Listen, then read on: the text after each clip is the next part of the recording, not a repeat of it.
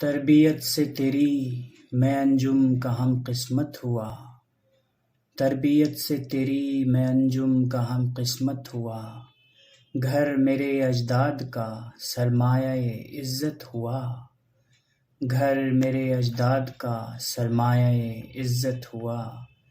دوستوں، یہ شعر شاعر مشرق، شاعر انقلاب حضرت علامہ محمد اقبال صاحب نے اپنی والدہ کی نظر کی تھی، اور اس شعر کی تشریح کو اگر ہم دیکھیں دوستوں، تو علامہ صاحب اپنی والدہ سے گویا یہ فرما رہے ہیں کہ تربیت سے تیری میں انجم کا ہم قسمت ہوا، مطلب آپ نے میری ایسی تربیت کی کہ میں ستاروں کا ہم قسمت ہو گیا، میری قسمت جو ہے وہ ستاروں کی سی بلند ہو گئی، اور گھر میرے اجداد کا سرمایہ عزت ہوا۔ جو میرے اجداد کا گھر تھا، جو میرے باپ دادا کا گھر تھا، جو میرا خاندان تھا، وہ عزت کے قابل ہو گیا، وہ عزت کا سرمایہ بن گیا، وہ سرمایہ عزت ہو گیا۔